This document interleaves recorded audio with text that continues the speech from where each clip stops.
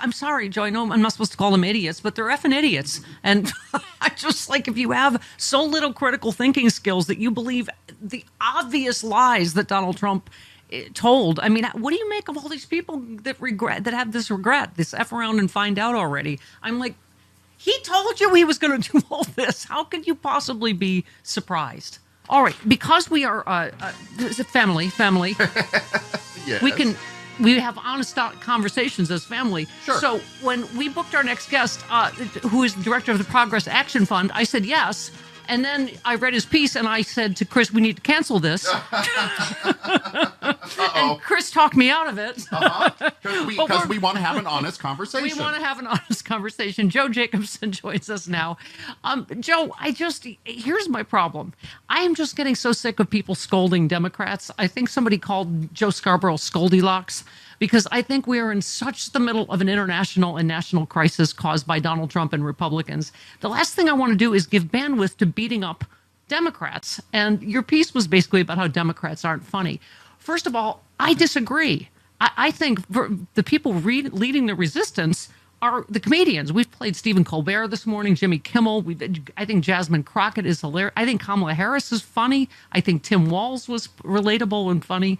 So talk about the premise of your piece and let's talk about it. Because all of the shows in our space, I think my show, Hal Sparks, John Fugelsang, Frangela, that's our superpower is being funny. Is all of the best comedians, I think, are on the left. So talk about what the premise of your piece was in your mind.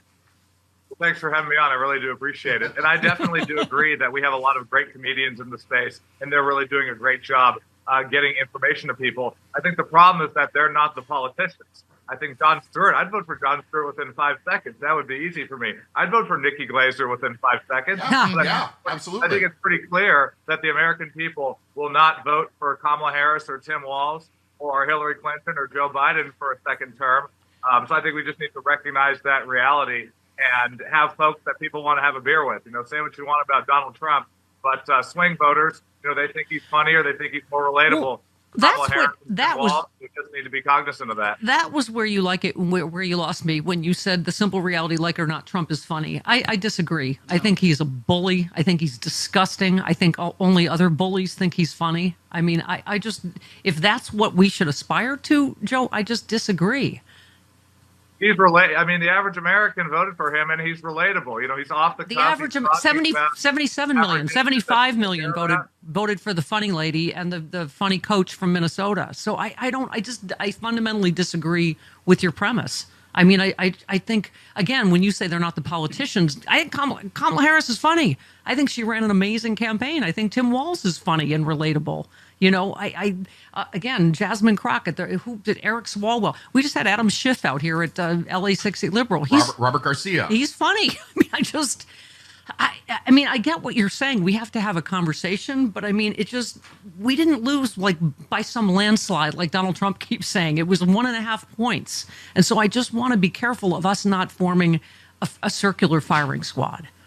I think it's pretty clear that the American people don't think we're as relatable as they are. Otherwise, they would have voted for us. So as far as I'm concerned, I think they did vote for us. 75 million people voted for us. I think we need to go back to the days of Barack Obama and his anger translator. That's relatable. It's funny. It's comical. But that wasn't Barack Obama. That was Key and Peele. Right, but he brought him in there. So yes. for me, right, I think right. I like your idea and your point. I 100% agree with you that we have these celebrities, but we need to bring them into the fold. You have John Lovett and you have. But then we get accused of we only had all these celebrities and we don't talk to real people and we talk down to people because bringing them into the fold. I don't know one joke writer who was really involved in that Harris Walz campaign, but Barack Obama talked about this all the time. How Jon Favreau and John Lovett were essential because they had this comedic background. John Lovett is obviously hilarious. So I just don't think we really weave them in. It's more, hey, let's do this big thing on TV to raise money. But you need to have people who are comical and can break through on the day-to-day operations. And that just wasn't the case. Well, okay. When you did the reason I remember you is that you did the Keep Republicans Out of Your Bedroom campaign. So that's the kind of stuff to me that's effective because I don't know if you know, my dad ran with Goldwater in 1964. So they used to be the party of small government, and that is exactly to me what is a really good way to go at people is they are not the small government party. They want to be in everybody's bedroom and everybody's business. And who you can love, who you can marry, what books you can read, what they consider, free speech or illegal protests, right? Right, absolutely. I think the problem is the Harris campaign. Again, I think she actually is funny. I think Tim Walz is funny. The problem is that the consultants neutered the campaign. Harris and Walz, we're talking about Brad Summer, J.D. Vance's couch, but then the campaign consultants came in and neutered it. And I think it's pretty clear that if you compare our ads, which are quite funny and provocative, to the average boring stock footage ad that the Harris campaign spent $1 billion on, which one's going to break through? Which one's going to make people smile? Which one's going to make people remember what's going on? So I think the campaign consultants is really the key for that. Yeah. And we do our ads internally. We're not listening to some geriatric person telling us what ads are going to work via carrier pigeon. Yeah. No, I mean, I've said that it might be time to say bye-bye to some of the old, Democratic strategists. Because I think that's my point, Joe, is that we are just not in a normal time. I think that's why Jasmine Crockett's breaking through. Because, we are, give me 13 again. Right. It's funny, but it's just, here we go. If you could tell Donald Trump anything tonight, what would you tell him? I would tell him to grow a spine and stop being Putin's hoe. That's memorable. Yeah, that's fantastic. I mean, one of the ads we're going to be releasing is called, Elon/Republican sugar babies, because Elon is basically the sugar daddy, the entire Republican Party. I just think the party isn't controlled by good messengers. You have people reading the prompt notes using Benjamin Franklin quotes from 500 years ago. I'd love for Jasmine Crockett. I'd love for AOC to be out front, but they're getting, demoted, or they're getting turned down by the entire party that wants to talk like they're robots. And Jasmine Crockett calling him Putin's hoe, that's perfect. I just don't, I think we just want people that message the urgency of the crisis we are in, both nationally and internationally, and the enemy is within. The enemy, we have a Russian asset in the Oval Office. We have a clear and present danger to the United States. So in some ways, Joe, I get where, everybody's different. That's why we're a big tent. To some people, this isn't effing funny. What is happening? He is literally in a month destroying the United States economically on the world stage. I mean, so I think and I keep saying it's not generational. Like, I think Elizabeth Warren does it. Bernie's out there. I think, when you go to the Jasmine Crockett's, Maxwell Frost, I mean, we are a big tent, but it's the people that are talking about the urgency of this moment, I think, that are connecting.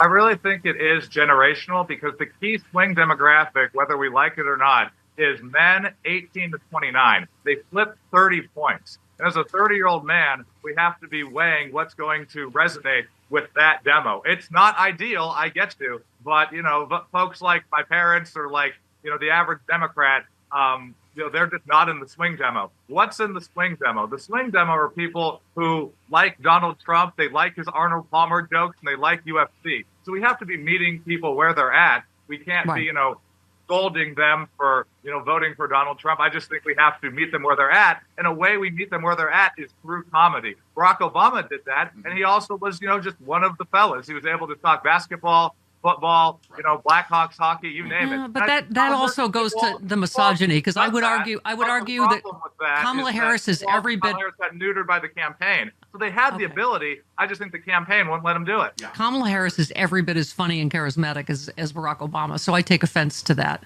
I just. The average voter didn't. And by the way, I don't need an expert. I have a 22-year-old who is smart as a whip. Bella's here, and I do agree though with the male vote, because I see it firsthand. I'm surrounded by a bunch of men my age who are idiots and will go with the guy they can have a beer with, like Joe was saying. They're vote for people if they call them an idiot. Like, I don't think we're going to be winning our voters if we call them idiots. Right. Yeah. True, but I've dated them, so they're idiots. They're idiots. And I think we can't. This is the fight Chris and I always have. Is I'm sorry, there was a ton of racism and misogyny. Oh, absolutely. Disinformation was the major. It's not the economy. It's It's how the media reported on the economy, reported on Joe Biden. But what I usually, my point was just what I said recently is, they're still going to hate us, Joe. It's not, you know, what's going to bring them back is the same thing that got them there, their selfishness about their own pocketbook. That's what got them to Trump. It's not. It doesn't matter what I say. It's not. It's not like, oh, they think I'm talking down to them, they're not going to vote. They don't care. They're still going to hate me. You know. But selfishness will bring them back when they realize they're paying $20 for eggs and a lot more for gas and whatever. I mean, it's just there was such an inherent sort of, and Bella sees it from her, just misogyny off the charts. And I don't want to go like, oh, we need to be the party of misogyny now or whatever, you know, or we need to beat up on trans people. I mean, I still think we have to be who we are. Absolutely. I think we need to be defending trans people. I mean, one of our ads is going to be countering the despicable she's for they, them, he's for you ad. You know, what's the enforcement policy on bathroom checks? Checking people's genitals.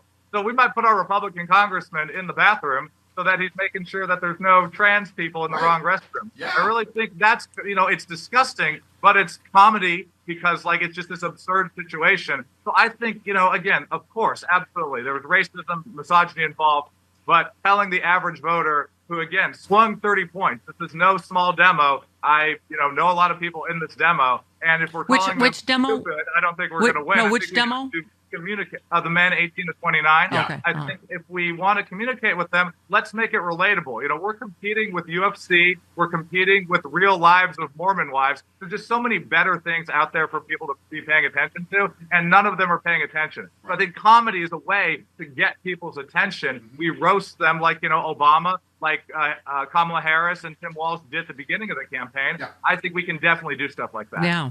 What do those bros think that they went on Joe Rogan, for instance, Bobby Kennedy, and yes, vaccines cause, you know, exploding penis and whatever. And now he's like, oh, never mind, get your kids vaccinated for measles. I mean, they're just such grifters, you know. Kash Patel was selling. What was he selling? The you know, vaccine reversal that undoes the damage done by the COVID vaccine reversal pills. Or what? I mean, it's just, you know, I'm sorry, Joe. I know I'm not supposed to call them idiots, but they're effing idiots. And I just like, if you have so little critical thinking skills that you believe the obvious lies that Donald Trump told. I mean, what do you make of all these people that have this regret, this F around and find out already? I'm like, he told you he was going to do all this. How could you possibly be surprised? I think there definitely is some regret. I think there's probably not a lot, because how can you be regretful if you're not paying attention? Right. I just think everybody is like checked out of most of this stuff. Like my friends, 18 to 29 men here in LA, they're paying attention intermediately. So like, if bad stuff is going on, but you're not hearing about it, then it's not really happening. So I think the way you break through to people is through the comedy angle to get them to pay attention. Yeah. So I would love these people to be paying attention to the stuff we're talking about, but they're not going to do it if we're just, catering to the C-SPAN crowd. We got to be going to meet them where they're at. Well, and Joe, that's my whole career in every one I platform. So that's why I take personal offense, because every one I platform is really funny and have for 20 years now. And that's. But I don't think Joe is talking about you. No, I know that. But I mean, my point is that, you know, again, a lot of the politicians that I'm talking about, Democrat, I think are really funny that we have on the show as well, or have done Sexy Liberal Tour with us or whatever. You know, we just had J.B. Pritzker in Chicago. He's fantastic, you know. So I just, you know, that's the thing, Joe. I just, of everybody. I mean, even what's his name? David Jolly, former Republican congressman, recently was saying, like, why is anyone beating up on Democrats? This is the last people's fault. This is, you know, I mean, in terms of where we are and the kind of crisis we're in. So I just, you know, I just want to stick together, keep our eyes on the prize. And I obviously agree with your premise, because that's what hopefully my whole career has been, you know, but I just want to, I want to sort of lift our Democrats up and not tear them down. Because I do think, you know, and I just, like I say, I think there's that right there tells you when you say Trump is funny. I mean, nothing he ever says, it's only at someone else's expense. That's a bully. Hey, people I don't know what to tell you. Men 18 to 29 like Donald Palmer. They like when he's criticizing paper straws. Like there's a Seinfeld meme of him doing Seinfeld stand-up with paper straws. Like I'm letting you know what the demo says. And that's what the demo's been saying and been telling me personally and in all our groups and stuff of people we talk to. But no, I absolutely agree. I think we need to be uplifting these voices.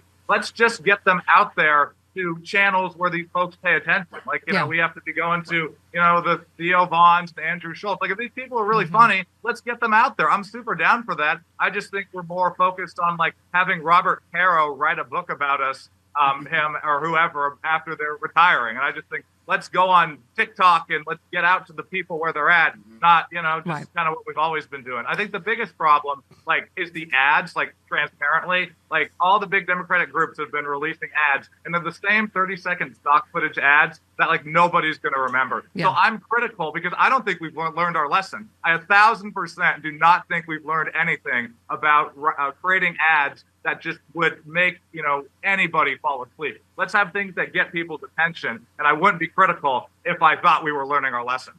Well, listen, I've all done all I can for America. I didn't cancel you, and I've hired Bella. And Bella is going to bring us back the entire 18 to 29 male demographic because she's cute and she's smart. Oh, thanks, Steph. You're welcome, Bella. All right. Oh, hey there, it's Stephanie Miller. If you're like me and you love sharp political insight, you know, pointy, you like it pointy and sharp, bold opinions, and a touch of humor to make sense of these crazy times, have I got some fantastic news for you. The Political Voices Network is now on Substack.